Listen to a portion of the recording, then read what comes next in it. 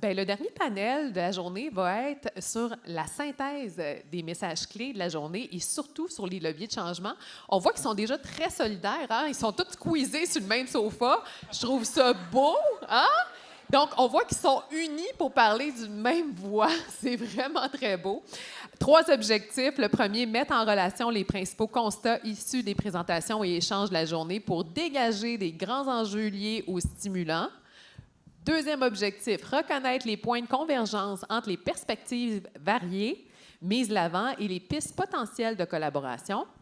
Troisième, envisager des actions concrètes à mettre en place pour favoriser des trajectoires de soutien et de soins plus cohérentes. Alors, bien, pour ce faire, on a 4 personnes extraordinaires qui sont prêtes à relever le défi. La première, écoute, vous êtes quasiment dans l'ordre, c'est extraordinaire. La première, mon Dieu, il est où mon petit clicker? On a... Il est là. Je vais... Voilà! Vicky! Donc, Vicky, elle est là. Elle est ergothérapeute de formation et occupe depuis août 2023 le poste de directrice des programmes en santé mentale et dépendance au CIUS du Centre-Sud de l'île de Montréal. Depuis la création des CIS et des CIUS en 2015, elle a exercé divers rôles de cadre supérieur. Préalablement, elle a principalement travaillé à titre de clinicienne auprès des clientèles en santé mentale, ainsi que celles ayant une déficience intellectuelle ou physique. Tout au long de sa carrière, elle a développé un fort intérêt pour la collaboration intersectorielle et l'adaptation des services aux besoins changeants de la population, particulièrement celles qui se retrouvent en situation de vulnérabilité. Vicky est toujours prête à remettre en question le statu quo. Ça, j'adore ça. C'est comme une petite rebelle. Oui. Et d'influencer l'organisation des services pour le bénéfice de la population à desservir. Merci. Virginie Lacoste est psychoéducatrice et détentrice d'une maîtrise en intervention en toxicomanie de l'Université de Sherbrooke. C'est vrai, il faut que je change la photo. T'es bonne. Je suis tannée de me voir. T'es tannée de te voir? Tiens, regarde, je vais même te donner le clicker pendant que je parle. Ça va donner une responsabilité. Alors, de l'Université de Sherbrooke, elle possède plus de 20 années d'expérience clinique dans les milieux variés tels que le secteur scolaire, les centres jeunesse et les CLSC, où elle a accompagné des populations aux prises avec des enjeux complexes. Depuis 5 ans, elle œuvre à la direction de santé publique de la Montérégie à titre d'agente de planification, de programmation et de recherche au sein de l'équipe promotion et prévention sur le dossier des substances psychoactives, où elle contribue à l'élaboration de stratégies de prévention, à la mobilisation des milieux et à la production de connaissances. Son expertise rallie rigueur scientifique et compréhension terrain. Merci d'être là. Alors, on a Dr François Noël, qui est psychiatre et dirige la clinique des troubles concomitants de l'Institut universitaire en santé mentale de Montréal, spécialisé en réadaptation des personnes vivant avec une psychose et une dépendance. Il est professeur adjoint de clinique à l'Université de Montréal et il s'intéresse particulièrement à la psychothérapie auprès des clientèles complexes. Merci, François, d'être là. Et Martin, allô? Le dernier, mais non le moindre, est le directeur, Martin Pagé, est le directeur général de l'organisme Dopamine. Est-ce qu'il y en a qui connaissent l'organisme Dopamine? Ouais! C'est super. Depuis 2013, organisme communautaire montréalais situé dans le quartier Hochelaga-Maisonneuve, qui a pour mission d'accueillir, de soutenir et d'accompagner les personnes consommant des drogues. Il a travaillé les 29 dernières années dans des organisations de réduction des méfaits à Montréal et à Toronto. Il est spécialiste de la réduction des méfaits liés au VIH. Il a commencé son travail se concentrant sur l'amélioration de la qualité de vie des personnes vivant avec le VIH qui consomment des drogues. Il a également collaboré avec diverses organisations de santé publique pour le développement et la mise en œuvre de stratégies de réduction des risques auprès des personnes qui consomment des drogues, telles que la distribution de seringues propres, l'implantation des salles de consommation supervisées à Montréal, la création d'une clinique médicale communautaire facilitant l'accès à des traitements antagonistes aux opioïdes, ainsi qu'à l'éducation à la santé sexuelle. Son engagement militant, bon, on a 2 rebelles ici, c'est super, s'articule autour des droits humains à la promotion d'un système de santé solidaire et inclusif afin de réduire les stigmates et améliorer les résultats de santé pour les populations plus en marge du système traditionnel. Finalement, puis je pense que c'est un point extrêmement important, Il détient des savoirs expérientiels et académiques dans le domaine de la dépendance. Et bien, je souligne aussi que Jean-Marc sera toujours là pour répondre et être notre vigie en ligne. Donc, merci d'être là. Ah oui! Voilà! On déclare que personne n'a de conflit d'intérêt et c'est le retour du Slido. Donc, on vous invite à répondre à qu'est-ce qu'on leur retient de cette journée et qu'est-ce qu'on en fait. Et parallèlement, nous ici, on va répondre à 3 questions. Donc, la première question on fera un tour de piste, c'est qu'est-ce que vous retenez selon vos propres yeux, votre perspective de la journée? Qui veut se lancer en premier? François. Voilà. Je peux y aller. Je vais être très... en fait, moi, j'ai retenu qu'il faut s'intéresser à ce que les patients, je veux dire les patients, là, mais ce qu'ils veulent, okay, avec les personnes. Puis il faut les prendre là où ils sont. Puis ce qui revient dans les besoins, mais c'est tous nos besoins, là, c'est de l'argent, hein, avec le contingency management. Mais bon, l'autre question qui m'est venue, mais là, on s'avance déjà, là, mais l'autre chose qu'on fait en termes de gestion des contingences, c'est remplir des formulaires d'invalidité.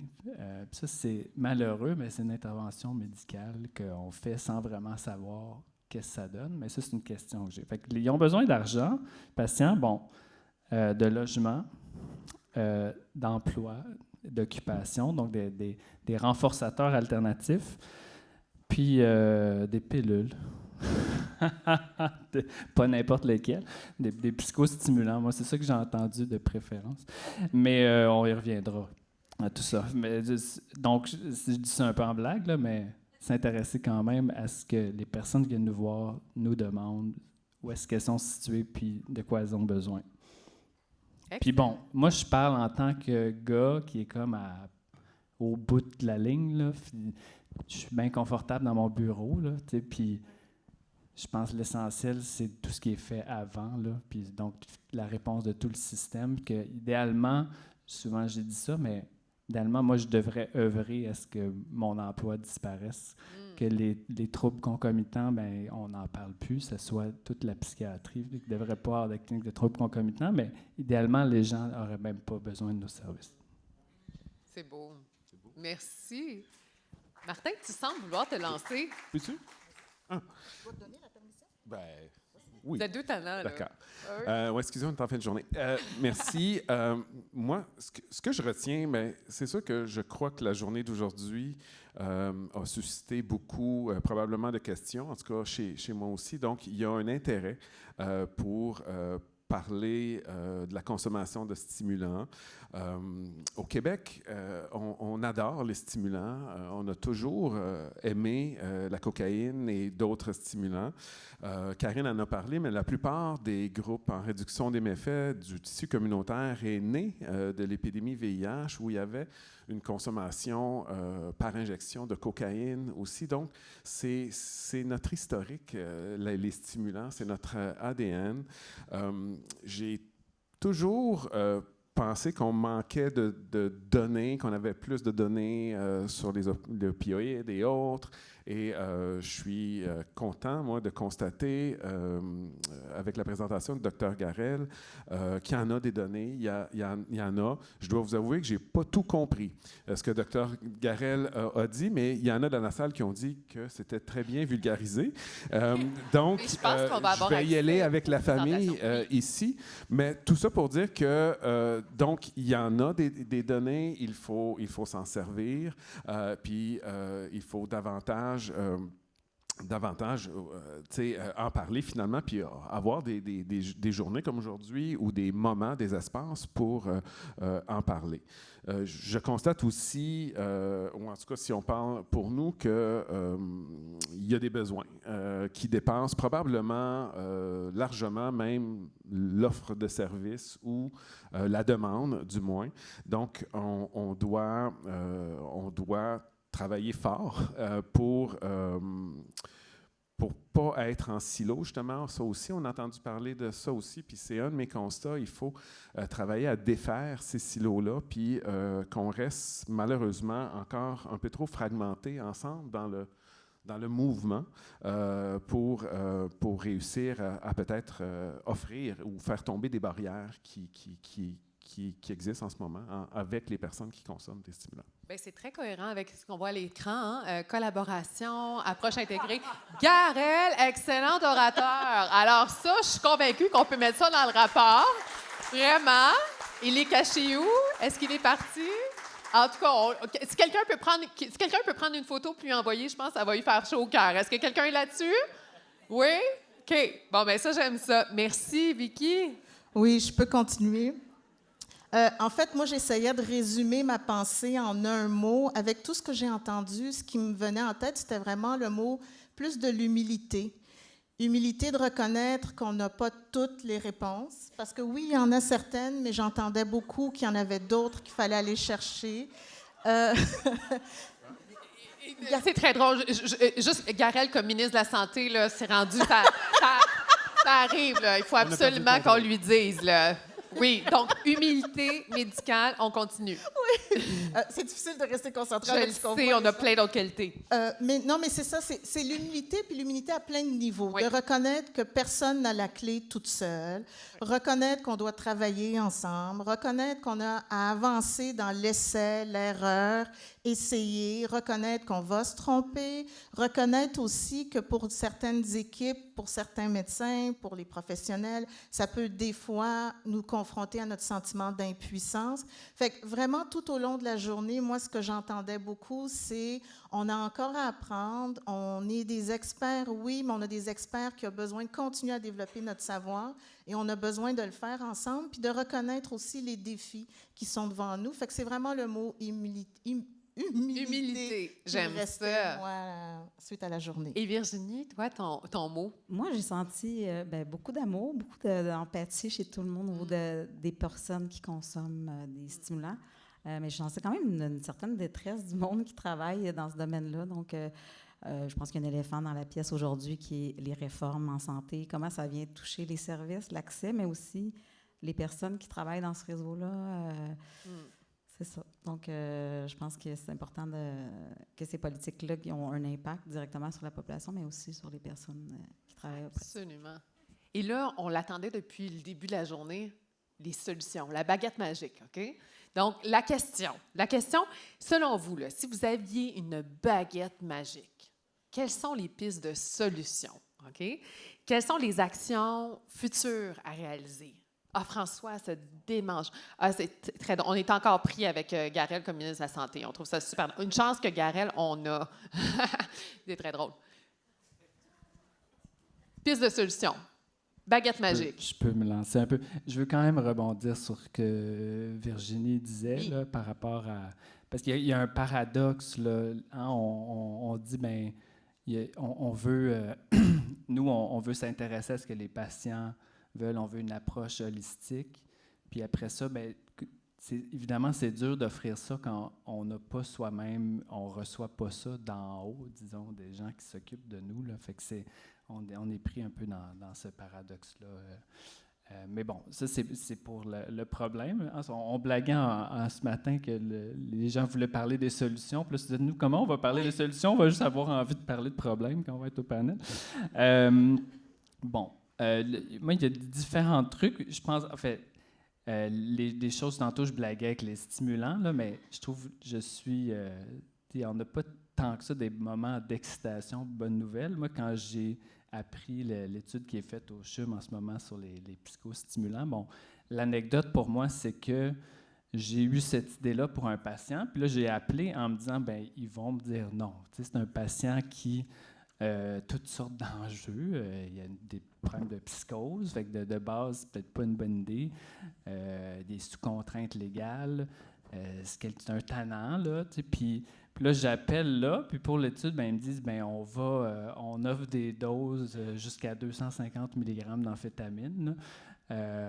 Bon, ceux dans la salle qui connaissent un peu leur affaire, ben c'est très courageux comme dose. Là. Moi, j'ai essayé bien des affaires dans ma pratique, mais j'ai jamais osé aller jusque-là. Puis là, je décris le fait que mon patient a un problème de psychose, puis je dis, ben c'est pas tant un enjeu, tu sais, on va le prendre. Fait que c'est sûr que des études comme ça, puis des données pour ces patients-là, c'est très... on a besoin de cette recherche-là, mais qui est vraiment adaptée à la réalité puis les vrais patients, là, donc les recherches qui sont plus naturalistes, puis qui correspondent à ce qui se fait, ce qui se vit sur la rue, parce qu'on est pris, sinon comme clinicien, puis je l'ai vécu, moi, une personne, je remercie Dr. Reich qui a parlé ce matin, là, qui a été pour moi la première qui a eu le courage d'avouer publiquement que prescrivait des stimulants à des gens qui ne sont pas forcément recommandés. Puis ça m'a donné le courage de dire, ben OK, tu sais, à un moment donné, je vais le faire moi aussi.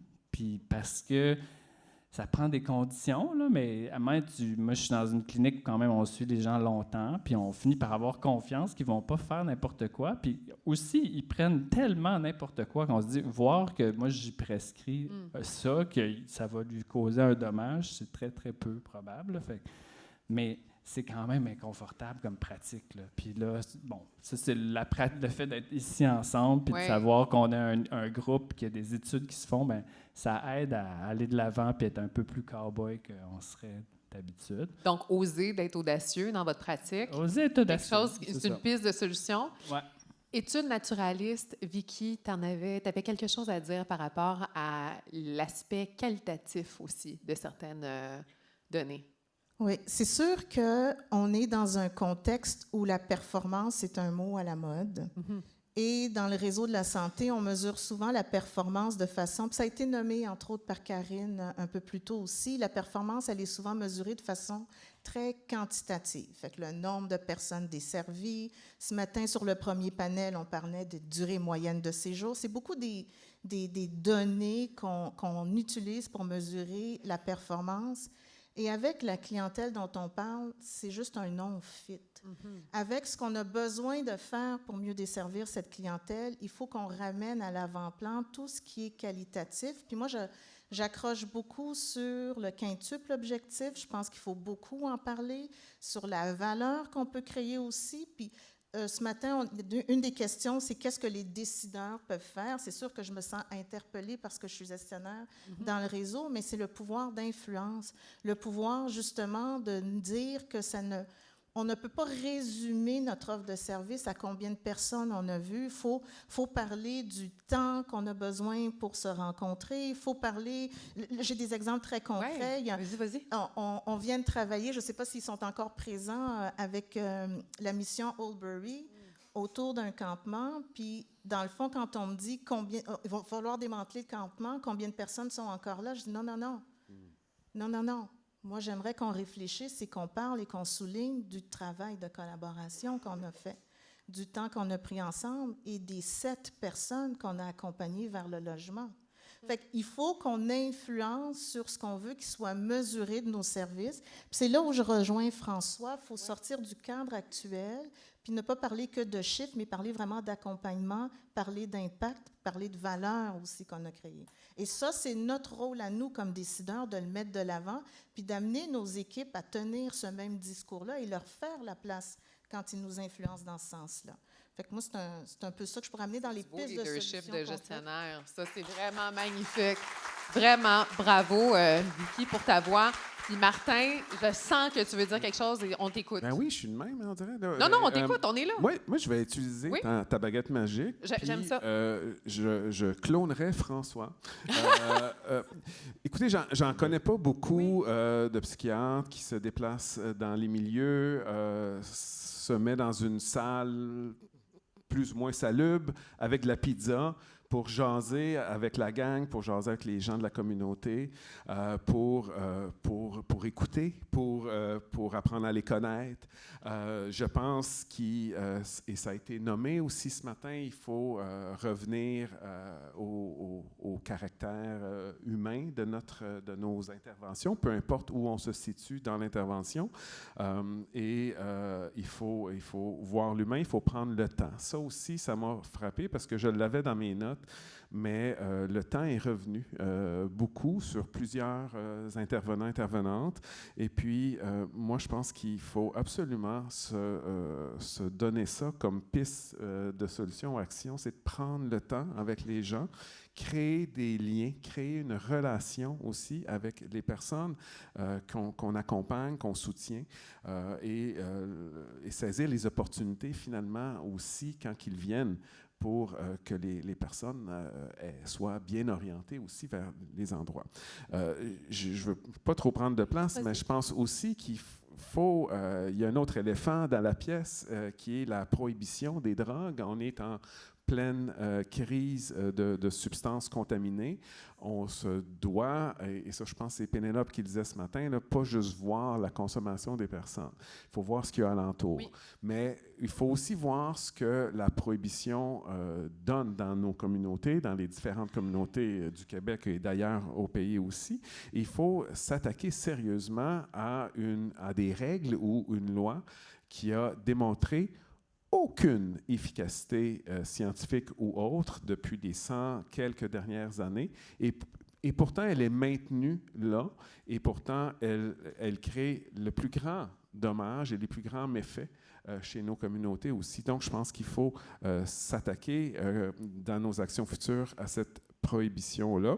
Et je finirai là-dessus, je pense qu'il faut recentrer nos actions vers la santé, plutôt que la sécurité publique. Ce n'est pas un problème de sécurité publique, ce qu'on vit, c'est un problème de santé publique et c'est un problème de déterminants sociaux aussi. On parlait de crise du logement, de crise de l'inflation, de crise de substances contaminées. Donc, il faut recentrer aussi nos discussions. Moi, je pense, et je suis plus capable, j'entends plus parler de cohabitation que de réel soutien aux personnes qui en ont besoin. Et ça, il faut que ça cesse. Bravo! Bon, Dieu, Martin, on a une foule en délire. J'aime ça! Virginie, je suis convaincue, je te vois depuis tantôt. Je pense qu'on a parlé beaucoup oui. ce matin de la stigmatisation. Fait que je pense que c'est 100%. Important qu'on en reparle au niveau des pistes de solutions. Puis là, Martin, c'est ce qu'il vient de dire aussi, là, de la prohibition qui en fait aussi. Oui. Puis d'avoir des réglementations pour chaque substance aussi. Comment qu'on banalise la substance d'alcool, comment il y a une disponibilité de l'alcool juste autour de nous. Mais par exemple, d'autres substances n'ont pas le même poids et ça vient renforcer aussi l'usage dans les autres substances que les gens consomment. Puis je me disais aussi, les gens, oui, il y a le système de santé quand même qui a beaucoup de stigmatisation, mais ils en vivent aussi ailleurs dans la communauté aussi, où le milieu scolaire aussi est stigmatisant. On parlait de réduction des méfaits, c'est très difficile encore d'amener ça dans les milieux scolaires, par exemple. Donc oui, je pense que ça serait aussi dans la norme sociale, dans les médias, les journalistes ont un rôle à jouer aussi. Ils parlent beaucoup de sécurité publique, effectivement, comme si la santé n'était pas au cœur aussi de ces gens-là. Absolument. Et comme s'ils valaient moins que les autres aussi. J'adore ça. On a nommé le mot temps plusieurs reprises aussi, mais il y a l'aspect maillage aussi que j'aimerais que... C'est revenu très fort, en fait, François et Virginie. Si vous voulez élaborer, je pense que ça peut être intéressant. Bien, moi, quand j'entendais moi, c'est la psychiatre, quand tantôt parlait beaucoup on a parlé tantôt d'impuissance, avec travailler avec ces personnes-là, puis elle disait, le regard de mes collègues, bon, tout ça. Fait que je me dis, d'avoir des instances comme aujourd'hui, on est très chanceux, en passant, d'avoir une journée comme ici. Là. Il y a des CIS qui ont le droit à 7 heures de formation, de réseautage par année. Fait que, d'avoir un lieu, peut-être que ça fait du bien aussi de se concerter, de discuter, d'avoir des échanges, de ne pas rester non plus toute seule avec d'avoir cet espace pour avoir de l'espace. Oui, puis toutes sortes de personnes, des plus jeunes qui arrivent dans nos services, des personnes qui ont beaucoup d'expérience. Moi, je trouve le maillage est super intéressant. Surtout dans un contexte de roulement de personnel qu'on vit depuis quelques années. C'est quelque chose que tu soulignais aussi beaucoup, même au cours de tes années de pratique. Tu as vu que présentement, c'est en accélération. Je ne sais pas si vous le notez, vous, là, mais... Oui, en 25 ans, tu commences un projet, en 18 mois, tu as le temps de perdre les gens communautaires, les gens dans le service de santé. Donc, il y a un gros roulement et de l'instabilité des équipes, d'expertise aussi, des problématiques. Donc, moi, je trouve que c'est vraiment important que ça serait une piste. Là. Puis on parlait de modèle de financement de projet aussi. Ça aussi, Oui, je pense que c'est aussi. intéressant. Donc, d'avoir Exact. quelque chose qui est beaucoup plus pérenne et pas tout simplement quelque chose qui est cyclique, puis après 3 ans, c'est fini. Oui, bien moi, j'étais choquée parce qu'en 2001, j'étais dans un programme des centres jeunesse où on intégrait les jeunes de 17 ans à 18 ans à se préparer. Tu sais, on gère la médication, on leur dit quand manger, quand aller se laver. Et c'est Geneviève tantôt qui a dit « Ah non, mais ça, en 2002, ça a pris le bar. » là. Fait que c'est ça, des initiatives, des projets pilotes, mais qui ne sont pas pérennes non plus. On dirait qu'on aime ça recommencer. Absolument. La foule est en délire. J'adore ça. J'adore ça. Juste avant, parce que je veux vous laisser la parole aussi, on parlait de baguette magique, là. Je sais que c'est un peu hors champ, mais François, tu nous disais que si jamais tu avais une baguette magique, tu voulais bannir l'expression psychose toxique. Oui, c'est ça. Je voudrais bannir l'expression psychose toxique de toutes les urgences du Québec. Pourquoi? Bon. Oh, la foule est en délire encore. J'aime ça. J'ai trouvé ça intéressant comme Karine qui présentait l'étude Cosmo puis qui disait ça. Là, quand ils sont pas fous, les gens qui consomment, puis nos patients, là, donc quand ils savent qu'un binge, c'est dangereux, quand ils se mettent à binger, puis c'est là qu'ils vont virer psychotiques la plupart du temps, mais il se passe de quoi dans leur vie.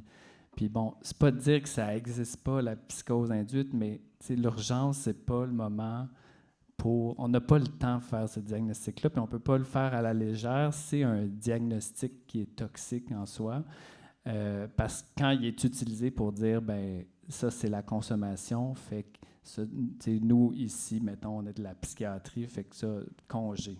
Puis, alors que c'est la porte d'entrée dans le système. Puis, bon, moi, j'ai, l'avantage, là, Martin disait qu'il voulait me cloner. Là. Moi, en tout cas, je sais pas si je suis d'accord avec ça, mais moi, je vis avec moi en tout temps, puis je trouve ça des fois très pénible. Là. Mais j'ai la chance d'aller à Dopamine. Bon, il m'achète avec de la pizza puis des fourrés, là, chaque fois que je vais là, mais c'est bon. aussi que, je passe la moitié de mon temps... je vais à l'UTRI maintenant, là, qui est peut-être un endroit très asilaire, je dirais, là, les Louis H, là, vraiment. Puis il y a de l'autre bord, il y a Dopamine. Puis, c'est la différence. Il y a encore des gens en psychiatrie qui sont très habités par cette approche-là d'un clivage important, là, la consommation. Ils ne sont pas capables de tolérer ça. Ils ont même peur, ils ont une réaction viscérale, morale face à ça. Puis d'arriver de l'autre côté, ou à Dopamine, où n'importe qui rentre, en fait, tout le monde qui rentre là a consommé, là, ou à peu près. Puis, on leur jase comme si c'était n'importe qui, tu sais. C'est donc, il y a comme un accueil, puis nous, on a besoin de développer ça en psychiatrie, cette culture-là, de l'accueil pour les gens. Safe space aussi. Puis de sortir de... Ouais. Ouais. Ce diagnostic-là est toxique parce qu'il éjecte les gens de cet espace-là, puis il nous éjecte nous-mêmes de cette approche-là qu'il faut avoir. Donc, en ayant un tiers-lieu sécure, ça vient un peu répondre à ce que Mélodie disait ce matin aussi, toutes les notions de peur, donc l'accessibilité aux soins et tout ça. Et j'adore. Moi, je passerai la journée avec vous autres. Mais il reste un dernier point que j'aimerais qu'on passe à travers. En complément, si jamais... Encore là, vous avez la baguette magique pas très loin. Il n'y a rien, il n'y a pas de contrainte. Là. Qu'est-ce qu'on doit changer dans nos structures cliniques, organisationnelles ou politiques? Attention, j'ai dit le mot politique pour concrétiser des solutions proposées. Avez-vous d'autres choses à rajouter? Parce qu'on en a déjà nommé plusieurs, on ne veut pas nécessairement se répéter, mais c'est un peu votre dernier tour de piste avant qu'on passe le micro.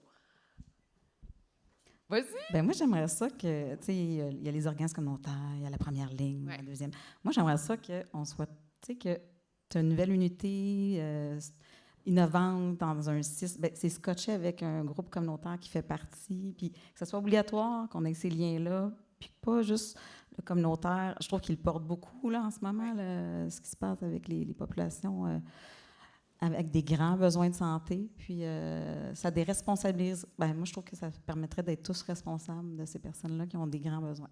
Donc, une responsabilité partagée, puis peut-être de redessiner une certaine trajectoire qui est floue et qui se doit d'être floue pour être dans une trajectoire personnalisée. Est-ce que je me trompe? Puis là, je pense, Vicky... Vas-y, Vicky. Oui. Moi, moi, je pense qu'on doit vraiment arrêter de réfléchir notre système en diagnostic.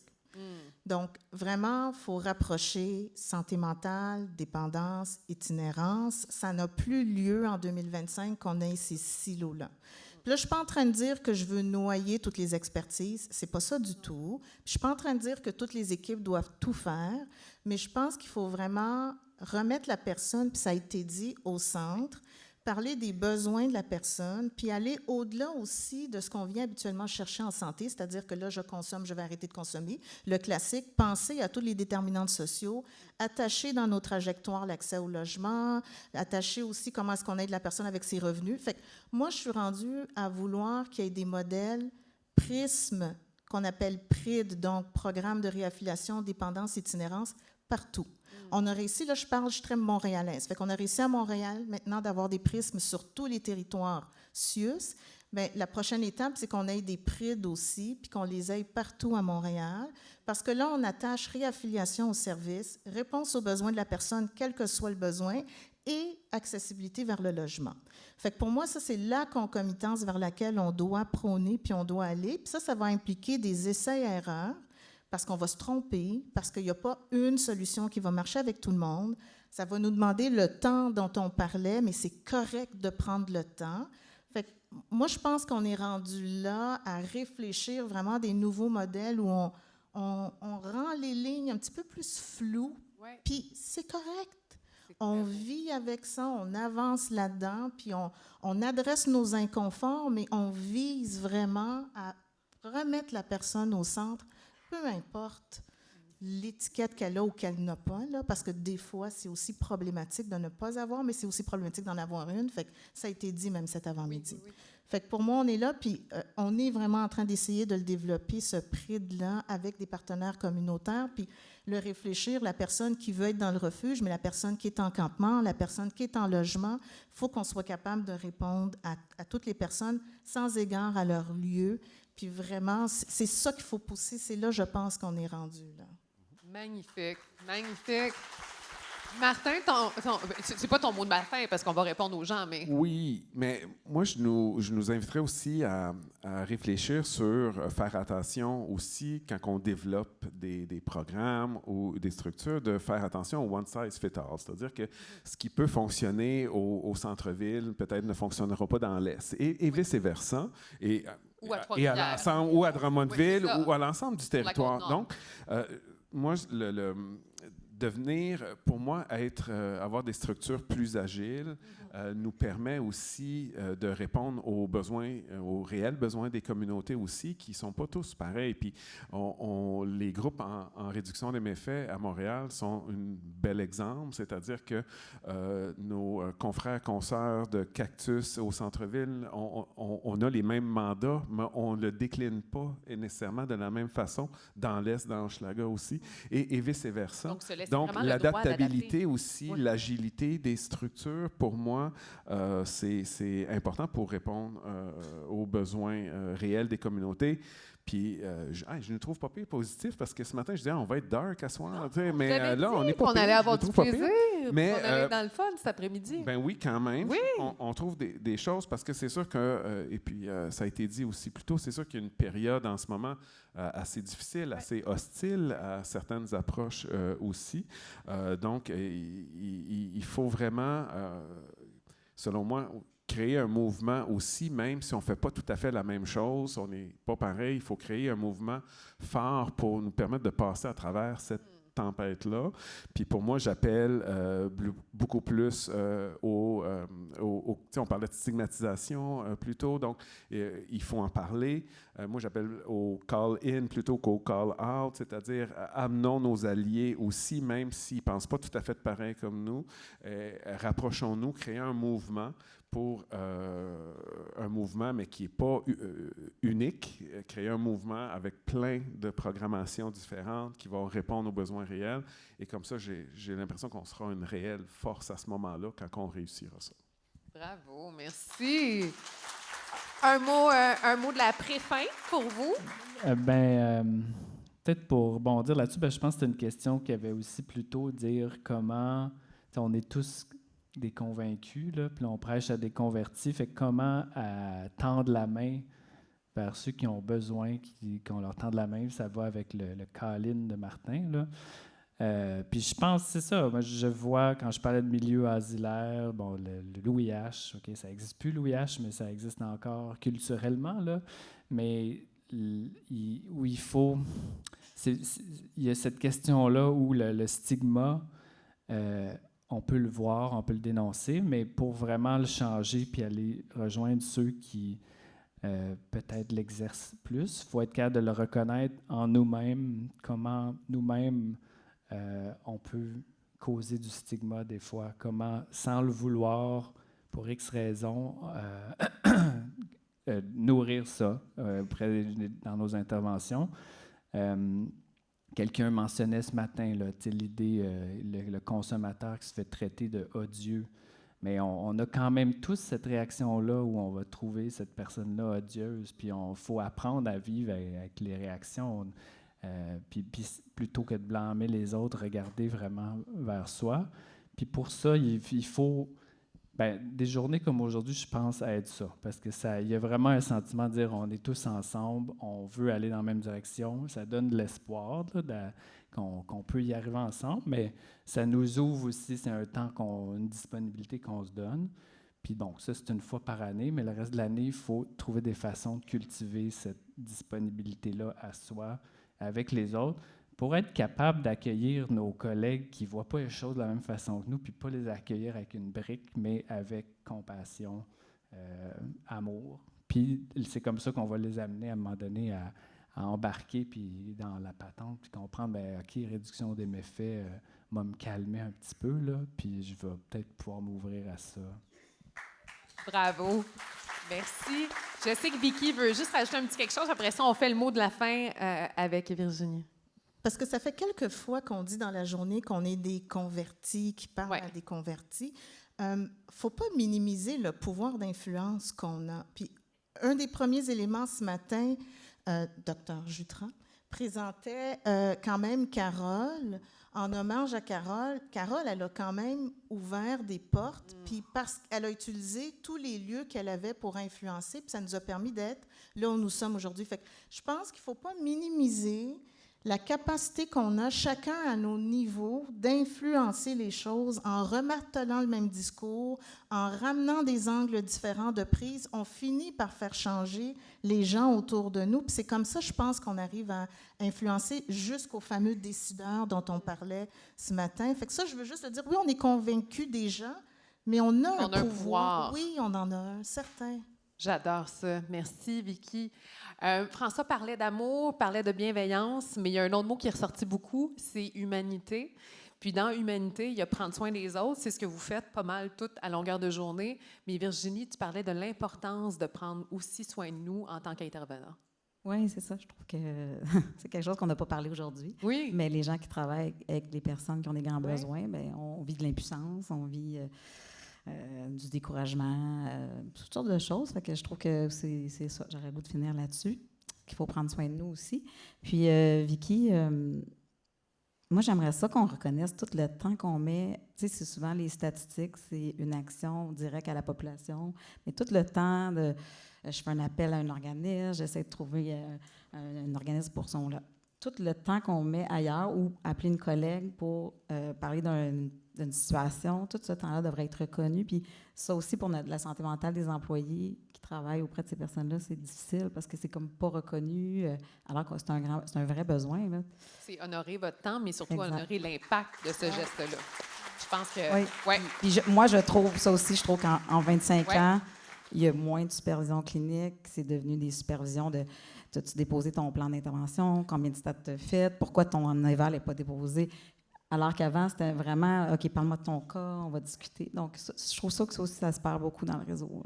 Oui, mais c'est pour ça. Je fais de l'influence stratégique auprès d'une gestionnaire. Puis j'entends tellement bien le message, je le capte. Mais c'est pour ça que je reviens vraiment au quintuple objectif puis à la création de valeur. Parce que oui, c'est vrai que si on ne réagit pas, puis si, comme gestionnaire, je ne prends pas le temps de m'intéresser à ce que font mes équipes puis au temps investi par mes équipes, c'est vrai qu'on tombe dans cette dérive-là de chiffres uniquement.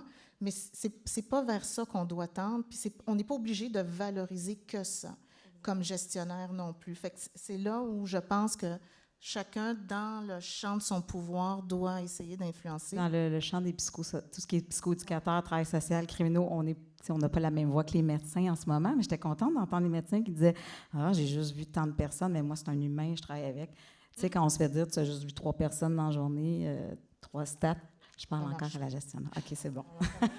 Hey! Merci. Et c'est pas fini, mais je pense qu'on se dégourdit, on fait la vague pour eux autres. OK, 1, 2, 3. Wow! Est-ce qu'il y en a qui ont des questions? On vous invite à descendre. Allez-y. J'ai promis à Pamela de lui réserver 15 minutes pour la prochaine intervention. Donc, on a un bon 10 minutes. Ça peut être un commentaire, quelque chose qui montre que vous avez envie de partager. Soyez pas gênés. Allez-y, on vous laisse. Bonjour, Mélina Paquette. Je travaille pour le Centre de réadaptation en dépendance de Montréal. Je travaille au Nord. Ma clientèle, ce n'est qu'une clientèle qui vient de l'hôpital Albert-Prévost. Donc, je n'ai que du trouble concomitant, mais je suis le trouble concomitant. Donc, j'aimerais ça, moi, comme piste de solution ou lancer, effectivement, comme Dr Noël, avoir des équipes. Parce que nous, dans le Nord, en tout cas, ça travaille vraiment en silo. La santé mentale travaille d'un côté. Quand je dis que je suis les troubles conco, je suis vraiment seule avec mes usagers, là. Oui, vraiment. Donc, nous, on n'a pas ça des équipes multi, on n'a pas ça avoir accès à des psychiatres. Et même mes clients qui sont suivis au Nord par des psychiatres, j'y ai souvent même pas accès à ces psychiatres-là. Donc, moi, je rêverais, puis je sais qu'au Nord, on en parle beaucoup, les psychiatres de l'urgence, on en parle, qu'on aimerait ça avoir du trouble conco, mais du vrai. Je pense que les gens veulent, mais après, je pense que les silos sont pointus, fait que des fois, c'est dur de se rendre entre les différents silos, mais moi, je rêverais d'avoir une équipe qui est vraiment intégrée ensemble. C'était mes commentaires. Merci. Est-ce que quelqu'un aimerait rebondir là-dessus? Bien, je peux peut-être me dire, il y a quand même déjà eu des choses en trouble concomitant. Je ne sais pas si ça en est où, là, dans le Nord. Je pense que si tu cherches dans la salle, il me semble qu'il y a un collègue psychiatre qui disait qu'il était au sud du Nord. Il y a des gens, je pense, de se regrouper. Il y a une réalité quand même où le CRD a tout changé son modèle il y a 5 ans à peu près. Puis donc, vous êtes encore, moi je le vois à l'Est, là, on était anciennement, la clinique était dans les bureaux du CRD sur Prince-Arthur. Mais donc, tout a été comme à refaire localement. Puis bon, je vois que c'est encore un peu un travail, un work in progress, là, que ça ne s'est peut-être pas encore relevé de cette réforme-là. Puis bon, le gouvernement a eu la bonne idée de nous garrocher une autre réforme par-dessus, en tout cas pour les médecins. Là, fait que bravo le gouvernement. Mais faut pas perdre espoir. T'sais, on reste là puis on identifie peu à peu nos alliés, mais à un moment donné, les choses naturellement vont se construire. Puis ben, je reviens, moi je trouve ça me donne l'espoir quand je t'entendais Vicky dire on a un pouvoir d'influence. Fait que là, on se rassemble aujourd'hui, mais il faut après profiter tout le reste de l'année pour essaimer puis disséminer cette influence. Vas-y. C'est dur de ne pas réagir parce que je dors ici. Oui, puis je suis au CRD. Je veux juste nommer quand même que je pense qu'il y a quand même une évolution des choses. Le CRD, il y a eu des décisions qui ont été prises, il y a eu une réorganisation.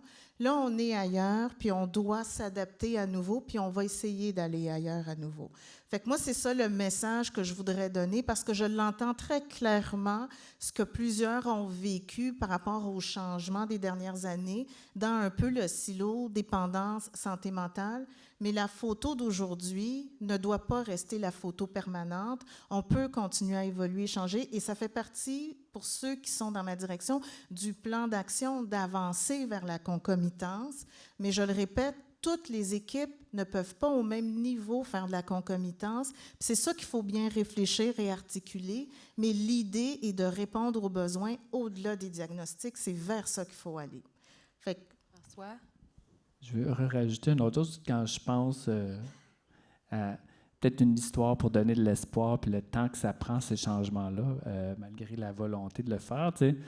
Nous, ça fait peut-être 15 ans là, qu'il y a vraiment de la psychiatrie des toxicomanies à l'Université de Montréal. bon, peut-être un peu avant ça, mais que c'est comme vraiment bien établi. Puis, tu sais, je trouve que c'est maintenant que je commence à voir que les psychiatres qui sortent, qui finissent, c'est comme s'ils ont plus ce clivage-là, santé mentale, dépendance. Tu sais, la dépendance est intégrée dans... Ils ne vont pas le mettre à part des autres diagnostics, mais ça a quand même pris tout ce temps-là avant que la culture évolue. Fait que, faut laisser... C'est des changements qui prennent du temps à faire. C'est pour ça que je me permettais de chier sur le gouvernement un peu, parce que arrêtez vos crises de réforme, là, laissez-nous comme aller quelque part. Là. J'adore ça. Merci. Allez-y, essayons de garder nos questions concises. Oui, donc Simon Dubrec, psychiatre. Je rebondissais un peu là, sur l'idée de ramener sur la santé, peut-être moins sur la sécurité. Par contre, il y a quand même un enjeu où dans la population générale, il y a certaines inquiétudes qui peuvent mener des fois des dérives ou des choses. Puis on n'a pas besoin de regarder très loin. On peut regarder au sud, on peut regarder en Alberta où ils veulent passer là, des règles pour faciliter le traitement involontaire là, des troubles d'usage. Je me demandais si vous aviez des pistes de stratégie sur comment on fait pour rassurer justement le public puis éviter là, ces shifts-là du balancier.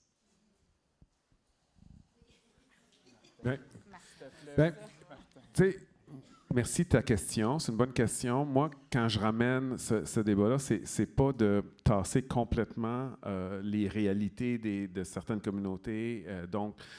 Moi, ce que je pense, c'est qu'il faut faire attention pour pas tout mélanger ça.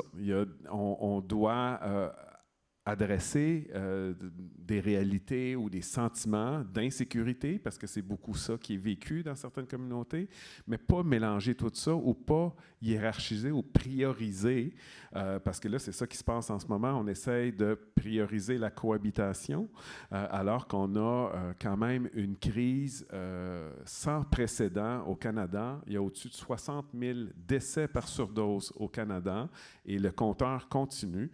Alors, priorisons les communautés qui sont qui subissent vraiment des méfaits. Et c'est peut-être d'autres acteurs. Nous, on peut participer. Moi, j'ai toujours dit qu'un organisme communautaire, dans sa communauté, doit participer à la vie communautaire. Donc, on doit être là. On ne doit pas le prendre en charge. Moi, c'est plutôt ça mon discours, où ça ne devrait pas être que l'angle pour aborder les réalités des communautés. Et nous, comme organisme communautaire, on doit participer à la vie dans la communauté, donc adresser ces problèmes-là. Mais là, en ce moment, ce qui se passe, c'est qu'on nous met ce poids-là, beaucoup plus grand, en plus du poids que les gens qui nous fréquentent ont, toute la stigmatisation, la prohibition des drogues. Donc, ça commence à en faire beaucoup sur les aidants, sur les personnes qui accompagnent, sur nos équipes aussi. Donc, mais c'est pas de ne pas l'adresser. Je pense qu'il faut l'adresser aussi. Ouais. Puis moi, je vais juste rajouter, parce que souvent, on va dire que c'est le problème de la santé, parce que hôpital à ciel ouvert et tout ça. Moi, je pense on n'a pas le choix, il faut l'adresser, il faut discuter, il faut créer des espaces. C'est très recevable, le riverain qui ne se sent pas en sécurité quand il sort du métro. C'est très recevable. Il faut, tout le monde ensemble, essayer de trouver la solution. Ce qu'il ne faut, la dérive contre laquelle je nous mets en garde, c'est de parler de cohabitation sociale, de dire ce mot-là, mais en fait, de chercher à invisibiliser les gens, de chercher à les faire disparaître de l'espace. Ça, c'est une dérive. Mais pour ce qui est de vraiment trouver des solutions ensemble sur comment on se partage l'espace public, ça, il faut qu'on soit au rendez-vous, puis il faut entendre les voix de tous, puis essayer de naviguer là-dedans. Fait que moi, c'est plus l'objectif derrière la démarche. Quand c'est vraiment de faire disparaître les gens, j'ai un malaise. Puis on ne peut pas négliger que les gens qui parlent de sécurité publique ont un poids quand même plus grand que les personnes qui vont, eux, exprimer leurs besoins. T'sais, on s'entend qu'ils n'ont pas la même voix dans l'espace public. Là. C'est Michel Parazelli qui disait pour cohabiter, il faut d'abord habiter. Alors, assurons-nous d'avoir des logements accessibles, une offre qui soit suffisante pour les personnes de nos communautés. Et on parlera de cohabitation avec grand plaisir. Magnifique. Merci. Merci. Je vois le temps vraiment qui étire le plus possible. Je vous laisserai, en fait... je sais qu'on a déjà parlé plusieurs reprises. Je pense qu'on aura juste le temps de prendre une ou deux questions, donc allez-y. Je voudrais faire une petite réflexion, peut-être. Je suis psychiatre en Turquie. Oui. J'aimerais pouvoir dire que je suis venu ici uniquement pour cette conférence, mais Wow! c'est pas le cas. Ah, zut! Je pensais qu'on avait le ministère du Tourisme qui aurait malheureusement. commandité l'année prochaine. Malheureusement, j'habite au Québec depuis 2021 et je travaille comme intervenant communautaire dans Diogène suivi communautaire. On travaille avec les itinérants qui ont les maladies mentales graves, puis aussi les troubles concomitants. En 2015, dans un congrès en Turquie, j'ai fait une présentation sur méthamphétamine. Parce qu'à l'époque, à ce moment-là, en 2015, en Iran, ils ont commencé à vraiment produire comme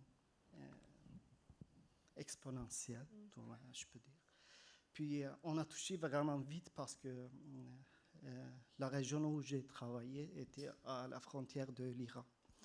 Ben, aujourd'hui, quand j'étais dans la conférence, je me dis que peut-être que je pouvais faire la même présentation. Peut-être que je pouvais ajouter le buprenorphine naloxone. Il n'y a pas beaucoup de changements dans 10 ans.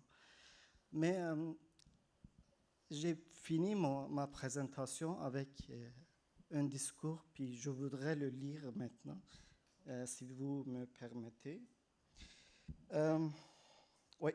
La petite conclusion Oui. du discours. Si c'est un discours d'une heure et demie, on pourra la faire au cocktail ensemble. Mais depuis, j'ai changé un continent, j'ai changé le travail. C'est vraiment une autre expérience. J'ai changé la vie, mais même si j'ai changé beaucoup de choses, je vois qu'il n'y a pas beaucoup de choses qui changent. Puis, on considère la dépendance comme une maladie chronique, contagieuse et peut-être que politique. Donc, la prévention devient essentielle. C'est moins cher et plus efficace. Et parce que les facteurs de risque comme la pauvreté, l'éducation et l'accès aux substances dépassent largement à l'individu. La responsabilité ne peut pas reposer seulement sur les personnes, les organismes communautaires et les équipes de traitement. Les autorités, le gouvernement et les décideurs publics jouent un rôle important dans la réduction de problèmes à la source en prenant des mesures préventives. Je pense que nous devons insister davantage et plus fortement sur ce point. Merci. On n'a pas parlé de prévention du tout dans la journée. Pardon? Non, je disais juste, c'est vrai qu'on n'a pas du tout abordé la prévention dans toute la C'est journée. vrai. Il va falloir qu'on fasse un autre colloque sur la prévention au complet. Merci pour cette poésie. Tout à l'heure, on parlait de poésie. On a la poésie de la clôture de ce panel-là. Oui, allez-y. Soyons concis pour que Pamela puisse avoir absolument son temps. Oui, merci. Je m'appelle Timothée, je suis travailleur social ici en psychiatrie et toxicomanie au CHUM. J'ai une question/commentaire. On parlait beaucoup de prendre le temps, puis avec le temps vient l'espace. Je sais qu'il y a toutes sortes de crises qui font en sorte que des fois, c'est peut-être pas l'idéal dans ces ressources-là, mais j'avais une question ou une ouverture. Il y a un espace zen ici. On a parlé de consommation de stimulants, l'espace urbain qui est plein de stresseurs, qui va vite et tout. Puis je constate que des fois, on en a parlé aussi tantôt, il y a les crashs avec les stimulants. Je me demandais un peu, est-ce qu'on devrait faire quelque chose côté répit, dégrisement, ou en tout cas avoir des espaces où les gens peuvent aller, qui ne sont pas l'urgence avec comme ces lumières, cette pression constante de soins, des espaces où on peut comme atterrir, après un binge ou après des périodes plus difficiles, atterrir puis prendre le temps et recevoir un peu d'aide plus douce, plus zen, pour ensuite décider ce qu'on veut faire avec. Puis je me demandais un peu quelle est votre opinion sur le répit dégrisement. Je trouve qu'il n'y en a pas énormément à Montréal, le CRDM en pilote 1, où j'ai la chance des fois de référer des gens. Donc, je me demandais, est-ce que je suis dans le champ? Est-ce que ça a de l'allure, cette idée-là? Est-ce que c'est récupérable? Qu'est-ce que vous en pensez? Martin pointe, puis je pensais qu'il allait répondre. Sinon, ça peut se régler dans un combat de roche-papier-ciseaux. Non, je pense qu'effectivement, il n'y a pas assez de lieux où ils ne sont pas tous connus, parce que Martin a dit « c'est chez moi ». Effectivement, dopamine, l'exode, il y en a d'autres exemples. Est-ce que c'est assez? Est-ce que ça répond à tous les besoins? La réponse est non, je pense, là. Complètement. Puis sans appeler le terme dégrisement, tu as nommé un terme que je préfère un espace sécuritaire pour que les personnes viennent se déposer. Et c'est beaucoup dans les organismes communautaires que ces personnes-là s'y retrouvent aussi. Puis là, j'invite aussi nos décideurs à reconnaître nos espaces aussi comme espaces de répit aussi, qui donnent un break aussi à la tension de la rue, aux réalités aussi, au binge, comme tu nommes. Donc, mais il en manque assurément des espaces comme ça aussi. Sans peut-être les appeler même dégrisement ou ça, un espace de dépôt, que les gens peuvent se reposer en toute sécurité. C'est sûr qu'il en manque à Montréal et ailleurs, c'est sûr. Merci pour la nuance. Merci. En plus, ça répondrait aux besoins de sécurité. Peut-être Oui. qu'il y aurait un lieu aussi. Absolument. Jean-Marc, à toi le micro. À moi le micro.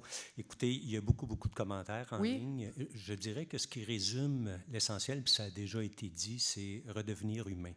Alors, redevenir, c'est on a l'impression qu'on a perdu un peu. Il y a eu une dérive, puis on perd un peu de sens dans ce qu'on fait avec la clientèle. Fait que je pense que c'est un message important. L'autre chose, pour rassurer la population, je pense qu'on a avantage à faire connaître des histoires comme Geneviève, comme Mélodie, comme... C'est vraiment des histoires très, très touchantes. Et on voit qui sont ces personnes-là derrière les difficultés qu'elles ont éprouvées, là. Puis qu'on ne voit pas juste les difficultés, puis la peur et la crainte qu'on a face à ces personnes-là. On a avantage à faire connaître ces histoires-là. Merci beaucoup. On aurait continué des heures, mais j'imagine que vous restez au cocktail, si jamais, ou du moins une bonne partie. Donc, je vous invite vraiment à aller vers eux et poursuivre ces discussions entre vous, mais aussi, merci vraiment beaucoup.